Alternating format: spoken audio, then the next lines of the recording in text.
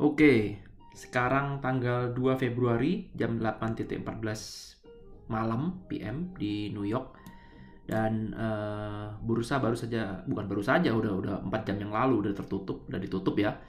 Dan S&P naik 1%, Nasdaq juga naik 1,56%, Dow Jones naik 1,57%, dan S&P Future pun masih plus 0,16%. Oke. Nah, di video kali ini saya akan melanjutkan pembahasan tentang GME ini. Jadi ini adalah update dari saham GME. Jadi GME ini sudah mengalami penurunan ya. Jadi kalau dia beberapa hari yang lalu sempat harga sahamnya meroket sampai ke level 500 di sini ya, 480 ya. Ini naik keras sekali dari sekitar 40 ya di sini, level 40-an di sini. Sahamnya naik kencang seperti ini, lalu kemudian sekarang sahamnya terjun bebas menuju ke $90. Ada apa sebenarnya ini? Ya, apakah pertanyaannya segini, apakah pertempuran ini sudah selesai atau justru masih ada pertempuran tahap kedua? Nah, seperti yang sudah saya jelaskan di video yang pertama bahwa sekarang ini lagi terjadi pertempuran antara retail, di mana ada sebuah forum yang namanya Reddit itu. Jadi retail itu membeli saham GME ini, di mana hedge fund ya. Jadi kalau kita ngomong hedge fund atau kita ngomong sebagai fund aja gitu ya, orang yang punya duit ini mereka melakukan short selling di saham ini. Jadi hedge fund ini melakukan short selling tujuannya supaya ingin harga sahamnya turun. Nah, apa yang terjadi kalau ternyata retail membeli terus saham ini? Ya, kalau Anda lihat di sini ada volume yang besar sekali di sini ya. Inilah momen ketika retail melakukan pembelian gila-gilaan. Ya, melakukan pembelian gila-gilaan. Nah, sama juga di sini. Ya, kalau kita lihat nih volumenya, ini di sini ya, lalu kemudian kita lihat di sini juga, ini volumenya gede banget. Gede banget ya. Nah, apa yang terjadi? Nah, orang-orang yang melakukan short selling, jadi seperti hedge fund ini yang melakukan short selling, misalkan dia short selling di sini, short selling di sini, short selling di sini, short selling di sini, maka mereka semua ini ketika marketnya naik kencang seperti ini, mereka akan mengalami yang namanya margin call. Karena short selling itu harus menggunakan margin. Ya. Nah, sekarang kalau kita perhatikan, lihat chartnya di sini, ya ini ada chart GME ya. Atau saya besarin sedikit, saya lihat chartnya ya. Nah, kalau kita perhatikan chartnya di sini, perhatikan dari tanggal yang di sini, ini tanggal berapa sih? Ya, ini sekitar tanggal 26 ya ke 27. Perhatikan di sini, 26 ini tutupannya 147,98. Ya, begitu 27 open sudah di atas, sudah 354. Dari 147 menuju ke 354, ini sudah naik lebih dari 100%. Jadi kenaikan dari bar sini menuju ke bar yang sini, ini naiknya sudah lebih dari 100%. Dan perhatikan, ini terjadi gap. Ya, terjadi gap itu artinya harganya melompat langsung boom, naik menuju ke level lebih tinggi lagi. Maka apa yang terjadi? Akibatnya sekarang mereka akan terkena margin call. Ya, jadi margin call ini akan mereka harus bayar atau harus menebus itu. Rumusnya adalah mereka harus menebus, yaitu di hari T plus 5-nya. Ya, dari mana saya tahu? Perhatikan di sini ya, kita googling aja sama-sama ya. Ya, kemudian kita lihat threshold in stock market. Ya, jadi kalau sekarang kita acuan threshold stock market dari website resmi dari pemerintah Amerika ya, .gov itu berarti website resmi dari pemerintah Amerika, dikatakan threshold securities itu ya apabila mereka gagal ya, agregat gagal untuk mengembalikan barang yang mereka pinjam ya. Jadi mereka gagal itu. Nah, diberikan waktu 5 consecutive day, 5 hari berturut-turut ya, sejak hari di mana mereka gagal. Ya, jadi dan kemudian totalnya adalah 10.000 share, jadi transaksinya itu 10.000 share. Jadi artinya kalau transaksi di bawah 10.000 itu masih belum bisa termasuk threshold ini. Nah, jadi kalau kita mau nganggap kalau kita bilang threshold ini adalah seperti kredit yang gagal bayar lah, kurang lebih seperti itu ya. Jadi masih ada 5 consecutive days. Jadi misalkan saya mana dia? Ya, di sini ya. Jadi misalkan saya nih punya fund, lalu kemudian di sini saya sudah nggak bisa bayar, jadi artinya saya tidak bisa tembus, saya nggak bisa bayar, maka saya masih dikasih waktu 5 hari kerja. Ya, karena itu sebagai seorang fund yang besar, ya, maka dia ini ingin supaya 5 hari kerja ke depan, ya, itu harga sahamnya harus turun. Ya, saya menduga banyak fund itu bangkrut di sini. Ya, bukan bangkrut, mereka sudah nggak bisa lagi bayar, yaitu pada tanggal 27 ini. Ya benar, 27 ya.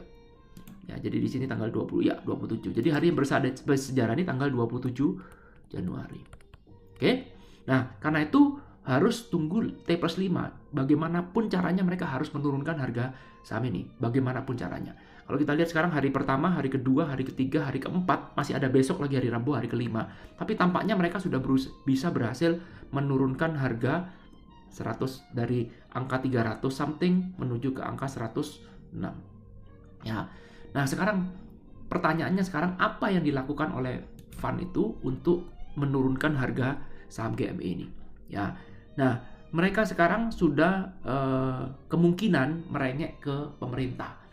Ya, seperti biasa pemerintah pasti akan melindungi, otoritas pemerintah maksudnya ya, akan melindungi fund-fund yang besar seperti itu supaya tidak jadi bangkrut. Ditambah lagi sekarang di dalam forum mereka ingin membeli saham GME ini, yang mereka tuh berarti retail, yang GME ini membeli dengan harga yang dengan jumlah yang lebih banyak lagi, dan mereka ingin menggoreng harga GME ini mungkin sampai harga ke 600. Anda bisa bayangkan ketika harga itu sudah mencapai 300 something aja di sini, ya anggap ini 350, ini aja mereka sudah tidak bisa bayar. Apalagi kalau sekarang harganya misalkan dihajar terus sampai ke 600 T+5, maka akan ada banyak hedge fund besar yang menjadi korban. Ya, dan seperti biasa selalu begitu ceritanya pemerintah akan melindungi yang hedge fund yang besar, yang retail kalah. Dan kali ini cara mainnya adalah dengan cara pemerintah mengeluarkan aturan untuk membatasi orang membeli saham GME. Ya, jadi sekali lagi, caranya adalah dibikinlah sebuah aturan di mana orang tidak boleh membeli saham GME semau-mau dia. Jadi ketika sudah tanggal 27 ini ya, maka mendadak bursa menjadi panik ya, menjadi geger. Setiap hari saham GME ini saham GME ini menjadi headline di mana-mana. Ya, saya masih ingat tanggal 28 Januari di sini ya, 28 Januari ini yang ini harga sempat naik di sini. Ini future-nya sempat menyentuh angka 500. Bukan future-nya, tapi pre-market-nya sudah menyentuh harga 500. Nah, apa yang terjadi? Langsung dikeluarkanlah sebuah peraturan bahwa mulai hari ini, ya tanggal 28 itu, tidak boleh membeli saham GME. 0. Jadi benar-benar di tanggal 28 ini sama sekali tidak boleh beli. No, nggak boleh beli. Anda jual boleh, beli nggak boleh. Aneh kan? Ya, jadi kalau misalkan sekarang ada investor dari Eropa atau investor dari Amerika atau dari manapun mereka mau masukkan dana misalkan 1 juta US dollar, mereka sudah siap untuk menyerbu saham ini, sekarang mereka jadi tidak bisa membeli. Tidak bisa membeli, hanya bisa menjual. Jadi kalau Anda sudah punya barang sebelumnya, Anda boleh jual. Jadi kalau menjual boleh, membeli nggak boleh. Coba Anda pikir, apakah ini ada sebuah market yang fair? Ya, jawabannya tentu adalah tidak. Mana ada sebuah market itu sebuah otoritas ikut campur terhadap sebuah perdagangan. Padahal ini adalah market nomor 1 di dunia. Ya, jadi market Amerika adalah market nomor 1 di dunia yang banyak menjadikan contoh bagi bursa-bursa yang lain. Ya, bayangkan sekarang pemerintah sampai ikut campur untuk mengatur ini. Ya, jadi kalau Anda mengikuti perkembangan ini tanggal 28 itu tidak boleh membeli. Ya, tidak boleh membeli. Lalu kemudian di akhir sesi, ya jadi di akhir sesi itu mendekati jam 4 sore, jam 3 sore tiba-tiba boleh dibuka lagi. Boleh dibuka lagi. Apa akibatnya? Begitu ini dibuka lagi, maka Anda lihat di sini ada tail, ya jadi langsung mereka menyentuh low dan kemudian terjadi pembelian besar-besaran, dan apa yang terjadi? After marketnya kembali lagi dari level 200 menuju ke level 300. Jadi tidak heran ketika besok paginya tanggal 29, di sini tanggal 29 kan, ya supaya ini nggak terlalu kotor saya geser di sini. Oke. Jadi sekarang tanggal 29 di sini. Ya kalau Anda lihat chartnya ini, ya ini dibukanya di atas 370. Ya, kemarin tutupan di sini, sekarang di sini kembali market bergairah lagi. Dan sekarang ketika melihat market bergairah seperti itu, maka otoritas melihat bahwa wah, ini masih ada pembelian dalam jumlah besar, dan mereka mau melindungi posisi orang yang berada di tanggal ini. Jadi kalau ini dibiarin terus, maka ini bisa memakin parah. Jadi mereka tidak mau harganya itu di atas harga pada tanggal 26 ya, 27 ini. Ya, ini 28 ya. Jadi mereka tidak mau harganya di atas 27. Nah, apa yang terjadi tanggal 29, akhirnya dibuatlah peraturan bahwa sekarang boleh beli saham GME tapi cuma 1 lembar. Bayangkan ya, 1 lembar ini adalah maksimum. Kalau Anda trading option cuma boleh trading 10 kontrak. Kalau Anda bullish ya, 10 kontrak aja maksimum. Jadi kalau main saham cuma boleh beli 1 lembar. Bayangkan kalau sekarang 1 lembar harganya 370, berarti 1 lembar cuma 370. Ya, padahal ada orang mau invest 1 juta US dollar, nggak bisa masuk uangnya. Uangnya udah ada, tapi nggak bisa terbeli karena 1 orang hanya boleh membeli 1 lembar saham GME. Coba Anda pikir sebagai investor yang normal, apakah ini sebuah peraturan yang fair? Ini adalah pasar bebas, ya, di mana seharusnya otoritas tidak perlu melakukan intervensi seperti ini. Ya, sekarang justru malah melakukan intervensi. Apa akibatnya? Akibatnya sekarang inilah yang terjadi tanggal 29. Nah, ini yang terjadi tanggal 29.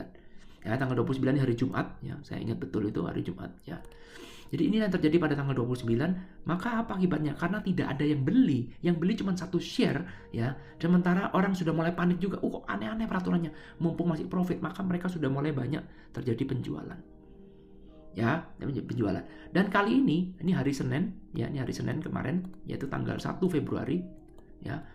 Perhatikan di sini sekarang ketika melihat sudah pre-market, aftermarketnya sudah tidak ada lagi perlawanan, lalu kemudian kita lihat pre-market sudah tidak ada perlawanan, maka akibatnya apa? Sekarang di hari Senin mulai boleh transaksi 10 share maksimum di hari Senin ini kemarin. Ya, 10 share. Aneh kan? Ya, aneh kan? Dia hanya boleh transaksi 10 share aja. Ya, dan ini strategi ternyata cukup efisien, maka sekarang pelan-pelan mulai dibuka lagi. Ya, sekarang di sini kalau nggak salah hari ini sudah boleh 100 share aja. 100 share aja. Apa yang terjadi sekarang? Orang menjadi semakin panik dan sekarang harga sudah benar-benar turun dalam sampai ke 90. Ya, sekarang orang jadi berpikir bahwa sekarang, wah, gimana caranya saham GME bisa naik? Karena apa? Setiap kali saham GME naik, ya misalkan aturannya ini dilepas, jadi mereka tinggal tarik ulurnya menunggu saham GME ini turun. Perhatikan, tarik ulurnya menunggu saham GME ini turun. Jadi begitu saham GME ini turun, maka mulai dibuka. Kalau yang di sini tadi 1 share, ya di sini mendadak boleh 10 share, sekarang di sini boleh mendadak 100 share. Jadi kalau dia lihat, kalau harga sahamnya turun, baru keran itu dibuka pelan-pelan. Ya, tapi apa yang terjadi kalau sekarang sahamnya harganya naik? Misalkan keran dibuka pelan-pelan, misalkan sekarang harga 90, besok pagi misalkan naik ke 240, maka apa yang terjadi? Ketika dia naik, maka peraturan itu bisa diciptakan setiap saat. Ya, tiba-tiba ada limitasi di mana orang tidak boleh lagi membeli. Jadi begitu lihat ada orang membeli dalam jumlah gila-gilaan, langsung dikeluarkanlah peraturan untuk mengurangi batas maksimal belinya. Jadi Anda bisa bayangkan, tentu saja cara ini sangat-sangat tidak fair. Sangat-sangat tidak fair. Di sini terlihat sekali bahwa otoritas ini melindungi hedge fund yang besar. Apa akibatnya? Sekarang akibatnya adalah hedge fund besar tidak lagi terselamat, tidak lagi mengalami kerugian karena terselamatkan karena sekarang sudah harganya jauh lebih rendah daripada 360, di mana 360 adalah harga tutupan pada tanggal 27 Januari. Bisa dipahami ya? Ya, jadi kalau kita lihat penurunan saham GME ini adalah akibat adanya peraturan yang aneh-aneh, pembatasan yang sebenarnya tidak fair. Ya, lalu kemudian tentu saja otoritas akan menggunakan berbagai macam cara untuk memberitakan supaya orang keluar dari saham GME ini, supaya menghentikan kegilaan ini dengan membuat berita-berita. Kalau Anda lihat Market Watch, MSN, dia bilang wah ini udah hancur nih. Kalau dia bilang nih US News World and Report mengatakan GameStop share sudah turun dari 60%. Ya, sekarang kelihatannya pembelian rame-rame sudah mulai kehilangan minat. Ya, ini juga sama. GameStop bears use option to profit from the stock plunge. Jadi sekarang justru malah katanya dibuatlah sebuah berita nih Reuters bahwa sekarang orang justru malah bearish terhadap saham GME. Dimana kalau sekarang semua sudah bearish, maka yang diuntungkan adalah orang-orang yang mengalami short sell dari awal. Jadi kalau sekarang misalkan saya short sell-nya di sini nih, saya kena short sell di sini, misalkan ya di 120, maka sekarang saya di sini kena margin call, tapi ketika TP 5 sekarang harganya di bawah 120, maka sekarang saya jadi tidak harus menembus saham itu. Ya, sebagai fund ya. Ini nggak bisa dilakukan perorangan, nggak bisa. Ini sebagai fund seperti itu aturannya. Jadi boleh dikatakan sekarang terselamatkanlah para fund itu karena adanya aturan yang aneh-aneh. Ya tentu saja kalau otoritas masih terus melakukan seperti ini, maka saham GME akan sangat-sangat sulit untuk naik. Sulit karena setiap kali dia mau naik langsung dibuatlah pembatasan. Aneh ya. Ini peraturan yang sangat aneh. Kalau kita lihat itu sepanjang yang saya tahu, kalau misalkan saham itu turun ya terjadi penjualan gila-gilaan, maka biasanya ada otoritas yang ikut campur dengan cara misalkan menyetop perdagangan sementara. Ya itu juga wajar dilakukan di Indonesia ya kalau sahamnya turun. Yang belum pernah kejadian adalah kalau sahamnya naik. Ya kalau biasanya sahamnya naik itu ya memang ada pembatasan yang bukan berarti nggak pernah, tapi bukan seperti ini caranya. Ya kalau misalkan memang benar ini mau dibatasin, mungkin ini akan menjadi lebih fair kalau misalkan 1 minggu close, nggak ada perdagangan sama sekali. Itu lebih fair daripada sekarang perdagangan tapi hanya boleh untuk jual. Ya aneh ya, ini peraturan yang aneh. Ya tapi dari sini kalau kita sebagai pemain, kita tidak perlu terlalu fanatik terhadap pihak kiri atau pihak kanan. Ya udah itulah yang terjadi. Ya dengan kondisi seperti ini, mungkin ya memang ini bisa saja ini sudah berakhir ya. Ya jadi kalau sekarang kita lihat pola yang seperti ini.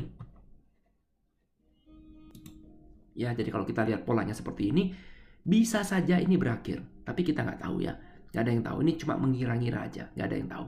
Bisa saja ini berakhir, tapi bisa juga ini hanya untuk dilupakan sementara. Ya kenapa? Karena volumenya kecil. Kalau saya lihat dari segi volume, ya perhatikan di sini ini volumenya besar. Ya lalu kemudian ini volumenya besar, ini volumenya besar, ya.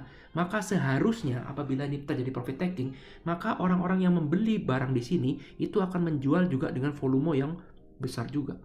Tapi apa yang terjadi kalau Anda lihat di sini volumenya kecil sekali. Ya, perhatikan di sini volumenya. Kecil banget, kecil dibandingkan dengan yang ini, yang ini, yang ini, atau yang ini ketika dia mulai naik. Ya, sekali lagi saya tidak tahu apa yang akan terjadi, tapi kemungkinan cara main seperti ini akan menyulitkan GME untuk naik. Jadi kalaupun Anda bisa punya uang misalkan 1 juta US dollar misalkan, maka akan sangat sulit untuk mengharapkan saham GME ini naik. Karena apa? Setiap kali terjadi naik, ini mungkin besok pagi nih ya, mungkin dia melihat harga turun dari 90, ya misalkan besok harganya jadi 80 misalkan, mungkin besok akan dilonggarkan lagi, boleh beli misalkan 1000 share. Terus, ya. Lalu sekarang bagaimana dengan hanya 1000 share maksimum, ya. 1000 share maksimum itu cuman uang berapa? 80.000, ya. Cuman uang dengan 80.000 aja. Padahal orang mau transaksi jutaan US dollar. Nggak akan bisa tersalurkan. Dan ini akan terus dilakukan sampai TP5. Jadi besok pagi nih. Ya, besok pagi 1, 2, 3, 4, dan 5. Besok pagi adalah hari terakhirnya. Mungkin besok pagi akan terjadi penurunan gila-gilaan, kita nggak tahu. Tapi yang jelas dari sini kita bisa belajar satu hal, bahwa semua otoritas keuangan itu akan lebih pro terhadap institusi keuangan besar dibandingkan dengan retail. Ya, jadi kalau sampai institusi melakukan manipulasi harga, yaitu biasa-biasa aja. Ya, tapi kalau misalkan kita retail dituduh melakukan manipulasi harga, meskipun kita tidak manipulasi, tapi peraturan itu tetap akan menguntungkan institusi besar. Jadi dari sini terlihat bahwa tidak ada yang namanya market itu fair, nggak ada. Market akan selalu berpihak kepada pemain besar, bukan kepada rakyat jelata seperti kita. Ya, ini pelajaran yang penting. Ini jadikan tambahan ilmu pengetahuan bagi teman-teman yang bekerja di bidang dunia finansial atau yang masih ingin bermain di dunia saham. Ya ini keadaan, ini faktanya. Ya inilah yang terjadi, dan dari sini kita bisa belajar bahwa sampai kapanpun yang namanya retail itu nggak akan pernah menang melawan bandar besar ya, atau kita ngomong institusi besar dimanapun itu. Kenapa? Karena institusi besar itu dilindungi oleh otoritas bursa. Ya, sehingga otoritas bisa mengeluarkan sebuah peraturan dan kita harus tunduk pada peraturan itu. Jadi ibaratnya otoritas itu adalah wasitnya. Ya, ini ibaratnya kalau kita main melawan musuh, ketika musuhnya udah mau kalah, dia ngerengek ke wasitnya. Jadi bilang, wah itu nggak bisa Pak. Mulai sekarang mungkin raket, kalau kita main badminton ya, raketnya tuh harus ganti raket yang bolong. Supaya apa? Supaya kita jadi semakin mudah untuk kalah. Ya, coba Anda pikir sekarang. Ya, Anda pikir ya. Sekarang coba kalau kita lihat di sini, kalau sekarang seperti kasusnya saham GME, pertanyaan sangat sederhana. Bagaimana caranya GME bisa naik kalau setiap kali naik mesti dibatasin belinya? Paham ya? Ya, pertanyaan nomor 2 adalah, kalau sekarang ada batasan beli atau jual, maka kesimpulannya apakah market ini disebut sebagai fair? Ya, bagaimana mungkin sekarang pemerintah ikut campur atau otoritas ikut campur dalam menentukan sebuah harga saham? Di mana harga saham itu diharapkan supaya dia harganya turun dan supaya short sell.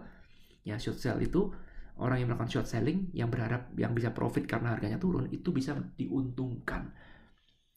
Dengan alasan banyak hedge fund yang sudah bangkrut gara-gara kenaikan GME dari angka sekitar $10 naik ke $70 di sini. Hanya karena itu aja, maka langsung pemerintah ikut campur seperti ini. Ya, sekarang ya susah. Sekarang ini ya tidak fair. Market hanya bisa turun atau lebih diuntungkan turun daripada market untuk naik. Oke, bagaimana menurut pendapat teman-teman semuanya? Ini cuma pendapat pribadi saya pribadi, jadi artinya kita belajar sesuatu. Ya, kita belajar sesuatu bahwa sebagai seorang pemain kecil, ya kita harus tahu di mana posisi kita. Ya, di mana posisi kita. Jangan Anda berpikir untuk melawan pemain besar, karena pemain besar itu dilindungi oleh otoritas. Dan ketika Anda rugi, otoritas nggak akan ada simpati apapun kepada kita. Tapi kalau ketika hedge fund besar rugi, maka otoritas akan mengeluarkan peraturan yang membuat hedge fund itu jadi lebih berkurang kerugiannya atau justru malah jadi diuntungkan. Bagaimana menurut pendapat Anda? Oke, terima kasih sudah nonton video ini. Semoga bisa bermanfaat bagi teman-teman semuanya. Thank you.